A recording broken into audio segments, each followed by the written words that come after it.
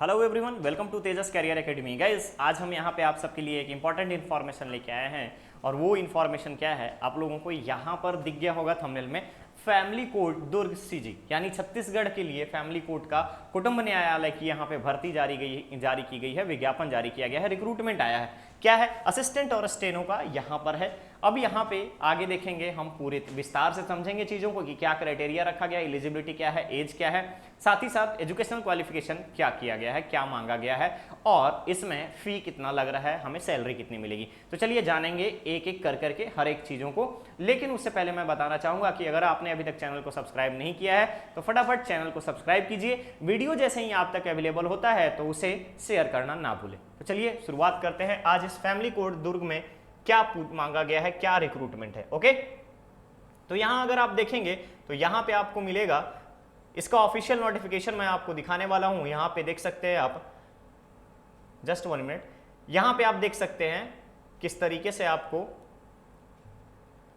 ठीक है, किस तरीके से आपको यहाँ पे डिमांड की गई है, रिक्वायरमेंट क्या है इनकी और किस तरीके का क्वालिफिकेशन रखा गया है। तो ध्यान दीजिएगा, यहाँ पर सिविल लाइन दुर्ग की तरफ, यहाँ पे दुर्ग की तरफ से जारी किया गया विज्ञापन। सबसे पहला है स्टेनोग्राफर हिंदी का, दूसरा है असिस्टेंट ग्रेड 3। तो टोटल नंबर ऑफ पोस्ट की अगर हम बात करें तो यहाँ पे 14 पोस्ट रखे गए हैं। साथ ही साथ यहाँ पे इंपॉर्टेंट क्राइटेरिया वाइज ध्यान दीजिएगा, कैटेगरी वाइज अलग अलग डिवाइड कर दिया गया है पोस्ट को। क्लियर?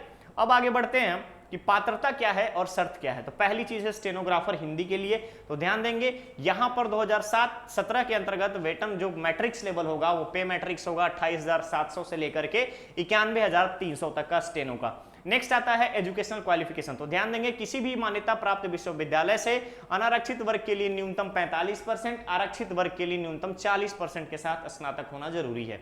उसके बाद छत्तीसगढ़ या मध्य प्रदेश शीघ्र लेखन मुद्रण लेखन का, यानी कि अगर आप बात करोगे यहाँ पे टाइपिंग टेस्ट क्वालिफाई होना चाहिए और डीसी आपसे डिमांड किया गया। ये तो बात होगी स्टेनो की। नेक्स्ट आता है आपका पोस्ट सहायक ग्रेड 3। सेम क्राइटेरिया यहाँ पे एजुकेशनल क्वालिफिकेशन सेम रखी गई है और लास्ट में भी आपका यहाँ पे सारी चीजों को सेम रखा गया है। अब आते हैं आयु सीमा की तरफ।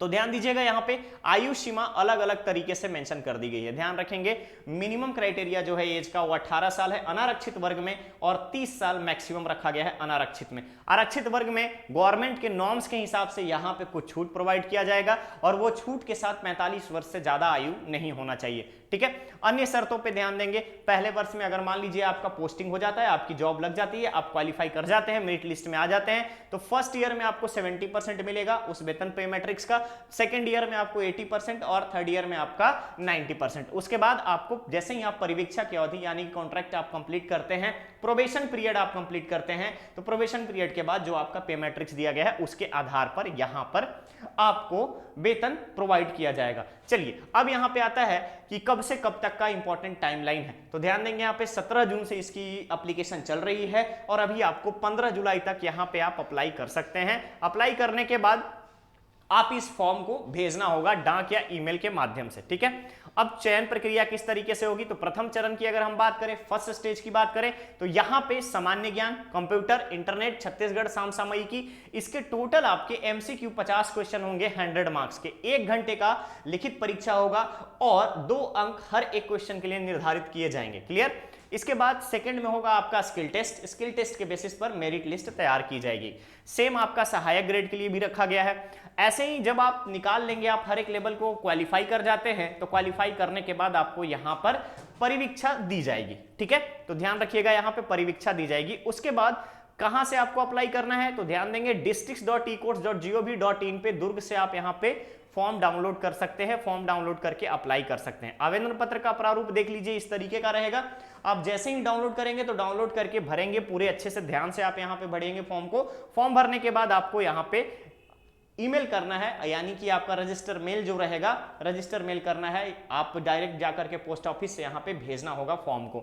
ठीक है, सारी चीजों का फॉर्मेट दिया गया है, आप इसको डाउनलोड करके डायरेक्ट अप्लाई कर सकते हैं। अगर आप यहाँ पे एप्लीकेशन के सारे क्राइटेरिया को फुलफिल कर रहे हैं, तो जो इनकी रिक्वायरमेंट है अगर आप उसको फुलफिल कर रहे हो तो बेशक आप यहाँ पे अप्लाई कर सकते हैं स्टेनो पोस्ट के लिए और असिस्टेंट ग्रेड के लिए। तो गाइज ये थी आज की कुटुंब न्यायालय दुर्ग का ऑफिशियल नोटिफिकेशन, जिसके तहत आपको स्टेनो हिंदी और एक आपका असिस्टेंट ग्रेड 3 के लिए पोस्ट के लिए रिक्रूटमेंट निकाली गई है, उसका एप्लीकेशन डिमांड किया गया है। तो जितने भी आप लोग एलिजिबल कैंडिडेट है बेशक अप्लाई कर सकते हैं। आपने को एक पोस्ट चाहिए। पोस्ट कभी भी हमेशा आप ये मत सोचिए कि 10 लाख पोस्ट आएगा, 5 लाख पोस्ट आएगा, 20,000 आएगा, 15,000 आएगा तभी अप्लाई करेंगे। जो आपके लिए बेस्ट सूटेड है, अगर आपको लगता है कि आप इसके क्राइटेरिया को फुलफिल कर रहे हैं तो बेशक अप्लाई कीजिए। ये कोई पोस्ट खराब नहीं है, आपको पे मैट्रिक्स भी अच्छा खासा दिया जा रहा है यहाँ पे, काफी अच्छा एक है। हर किसी की एक सपना होता है, ड्रीम होता है कि हम सेटल हो जाए बहुत ही जल्द। तो आपका टाइम और एज क्राइटेरिया भी 18 से 30 तक का दिया गया है। अगर आप इसी क्राइटेरिया को फुलफिल कर रहे हैं तो बेशक अप्लाई कीजिए। मिलते हैं बहुत ही जल्द एक नए अपडेट के साथ। Thank you so much.